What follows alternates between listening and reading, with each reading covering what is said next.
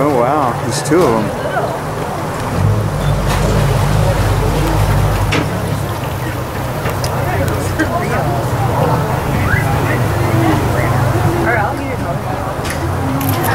No, they get big ones. They start.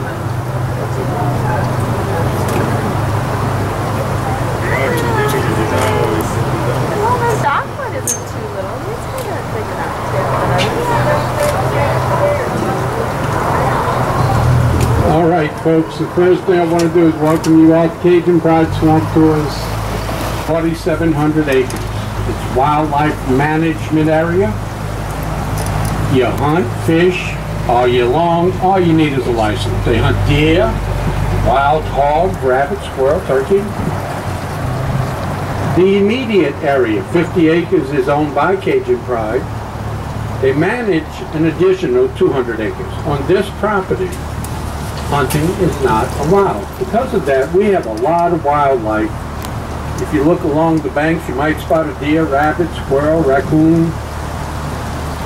And we have an awful lot of alligators.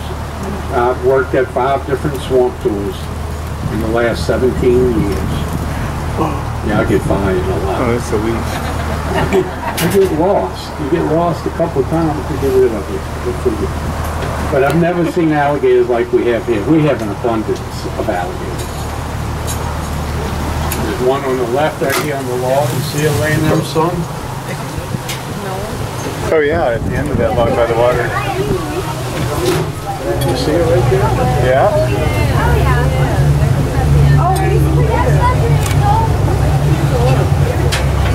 What about...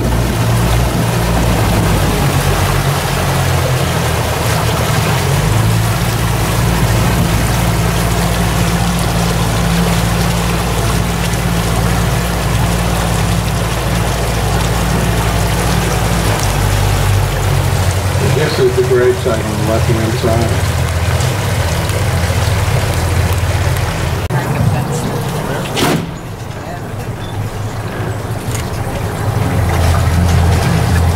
The Sci-Fi channel came out here about 2 years ago. Now the Saints were playing that night, so I watched football instead of watch. But a friend of mine seen it. He said it was real good. And it should come on over and over again. They tell you about Julie Brown, they tell you about the flood and the people who died. You see, next year will be the 100.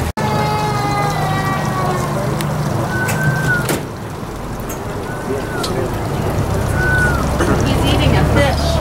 He's eating a fish? Yeah. He's got a fish. Well, that's what they do. They stay in these trees, and when they see a fish, they dive and grab them. Oh, did you see that just jump? They jump turkeys, they jump on the other side. They clean their gift. Now I'm going to show you something really cool. I'm going to show you where I live. A waterfront condo.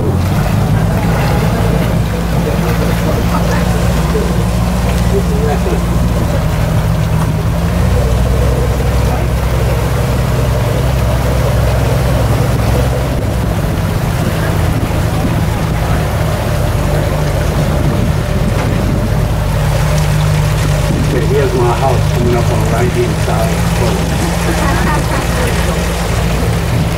Check it out. I got a jug of moonshine, got cable TV. Yeah, right. I pretty much got it made. I just can't keep a woman. They all want air. They all want air and heat. They all spoil. A while back, there was an article in the paper that read like a football score. It said Sheriff's Department 6,000 nutrient. They had killed 6,000 nutrients in the drainage canals in Jefferson. Wildlife and Fisheries recently received $2.1 million from the state of Louisiana to help with the nutria problem. They'll be supplementing trappers and promoting nutria as food. They're excellent to eat. I've eaten nutria all my life. They may be a rodent, but they're very clean animals, strictly vegetarian. You'll never see one in a garbage can or dumpster like a rat raccoon. They've been compared to venison and turkey as far as high in protein, low in fat. They are a very hardy animal. They never get sick. They're very clean and aquatic. They spend 80% of their wake hours in the water. So aquatic, their feet are webbed, and their mammary glands go right down their back, so they can swim. Little babies sit on their back and nurse. The only mammal that's made like that. On their back.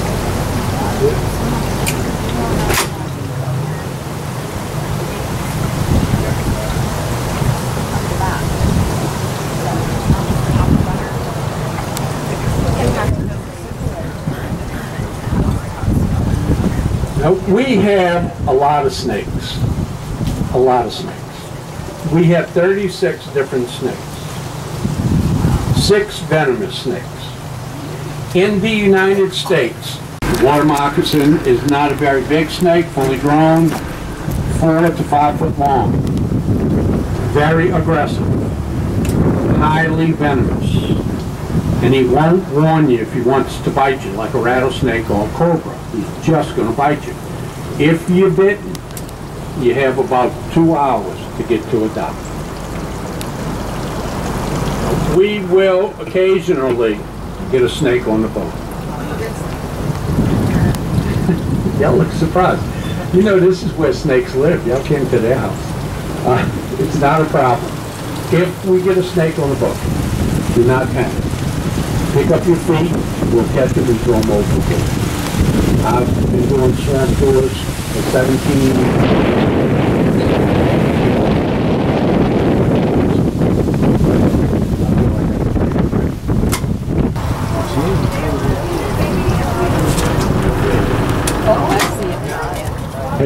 Have you had to feed a family of 6? You made them into a gumbo. Just added a little more rice and water. I suggest y'all try these Cajun dishes while you're here. Try the gumbo, jambalaya, broiled crabs and shrimp are good right now.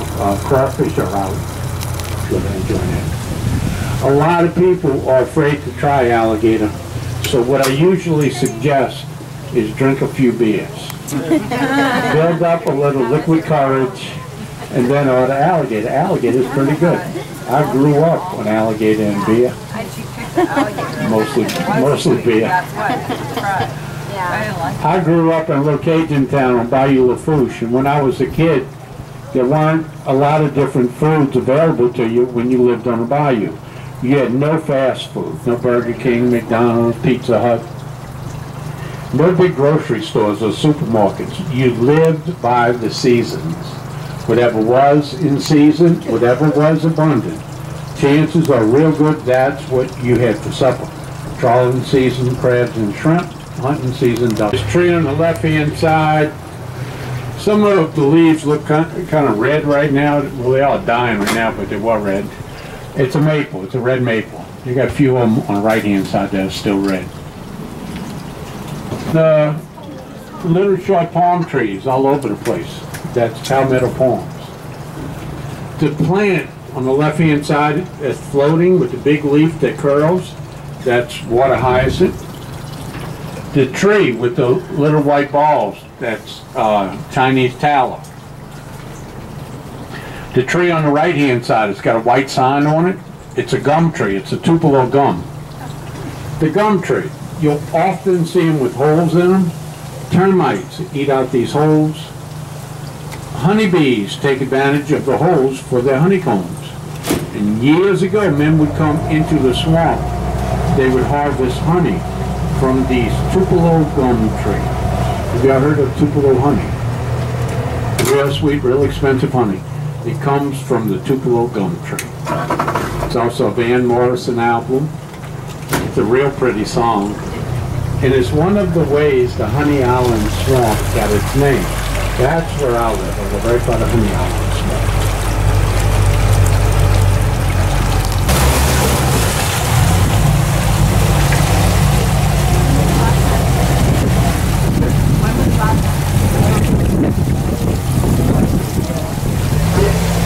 This boat they hardly ever get on.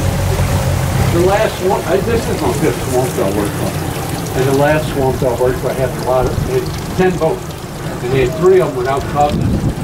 Little bitty boat. And you go under the tree and they get in like that. Or you rub a bush or something. You can, this boat is hard. It's not like that.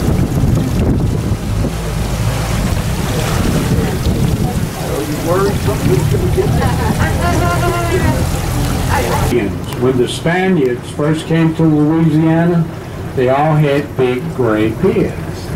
They called it Spanish moss. Moss meaning mask. A lot of people believe it harms the tree. It doesn't hurt the tree in any way. It's an airborne plant. It's a bromeliad. It's a close relative to the pineapple. It's a plant that gets its nutrients through the air. Years ago, men from Louisiana made their living with Spanish moss. They called them mosses or moss men. They would go into the swamp and collect it for mattresses and pillows. When I was a child, when I slept on my grandparents, the mattress I slept on was made of Spanish moss. Now I'm talking a few years back. I was born in '52, so this is the '50s and early '60s. It didn't make much of a mattress. It was real flimsy, and it would get lumpy. My grandmother had a big rolling pin. She'd turn the mattresses over, she'd take that rolling pin, she'd beat on it, roll it, straighten it up for another week. It took a little effort to sleep comfortably. You just couldn't take a bunch of Spanish moss and stuff a mattress. It was quite that easy. It bugs, and it would rot. So what the moss men had to do was kill it. They'd collect a bunch of it, put it under the water. 2 or 3 days later, it would turn black. At that point, you knew it was dead. They would pick it up, spread it out on the docks or in the fields. The sun would dry it. The gray stuff would flake off. It exposed the tiny fiber in the center. This fiber is called horsehair. Horsehair is all that could be used for the mattresses and pillows. It took 100 pounds of Spanish moss to produce 20 pounds of horsehair. A lot of labor. But it was used for a lot of things. It was used for scouring pads. They plastered walls with it. I make voodoo dolls with it. And it was cut to fit. So he also saved labor, which was really shrewd. Years ago, you had Spanish moss throughout the city of New Orleans, all down St. Claude Street, St. Charles Avenue. It was all over the place. You don't see it in New Orleans anymore. In the cities, we have a lot of and they spray poison in the air for mosquitoes. This plant gets its nutrients through the air. So what happens? Just the poison. That goes the plant. Out here, the air quality is perfect. We still have Spanish moss. We still have lightning bugs. Remember the little fireflies? You don't see that in New Orleans anymore. But we still have that in the Manchester. Alligator cells by the foot. You bait it with chicken. During the night, the alligator's going to come and take the bait. Next day, you go out there with your little boat, grab your rope, pull them to the side of your boat, and shoot them behind the eyes. There's nothing to it. I got tags 2 years in a row in the mid-'80s. Back then, you got good money. You got $47 a foot. A lot of money in the 80s. 2 years ago, the price was down to $14 a foot. Now, what happened last year, nobody wanted to hunt. The price was too low. So they came up a bit. My son got 9 tags last year. The way he got paid, a 6-foot alligator, was $20 a foot, 7 foot 25, 8 foot 30, 9 foot 35, 10 and above, $40 a foot. So he did pretty good. He got all 9 alligators in 4 days, 1 11 foot, 2 9s, the rest was 6 and 7.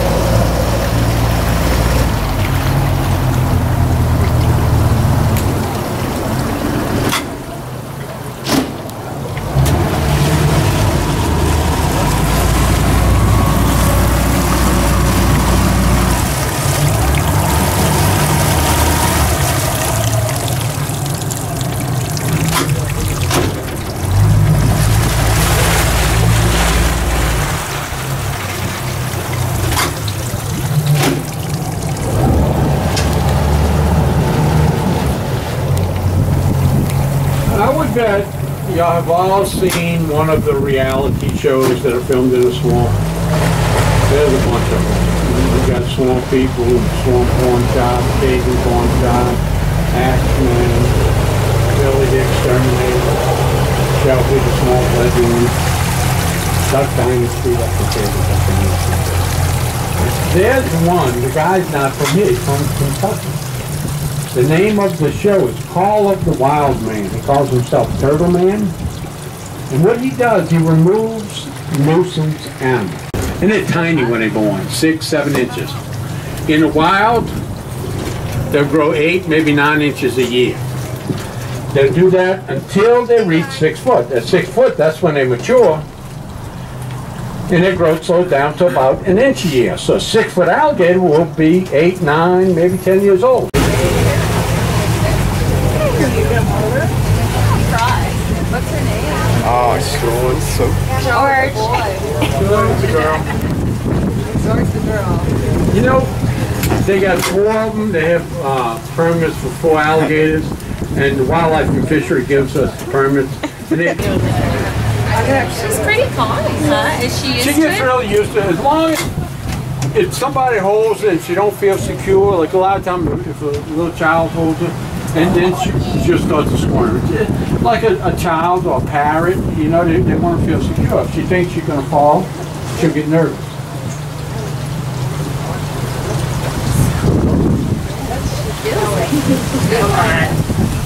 Yeah, you think we're hard. You can tame an alligator. You never train one, but you can tame one. I've had pet alligators all my life.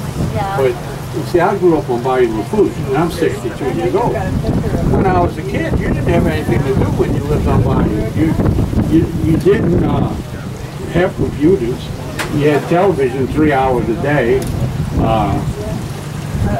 You know, you sat on Bayou, you caught catfish, and you played with snakes and alligators. I wasn't a very studious person, so I didn't read a whole lot. Oh, yeah. Yeah, I still like doing that. I got 12 acres out of down the swamp. I got pet alligators in my pond. I got alligators, I got chickens, I raised rabbits. Have you ever had one snap at you or attempt to bite you? An alligator? Yeah, a little one. But Okay. How about a rail? Keep the boat straight.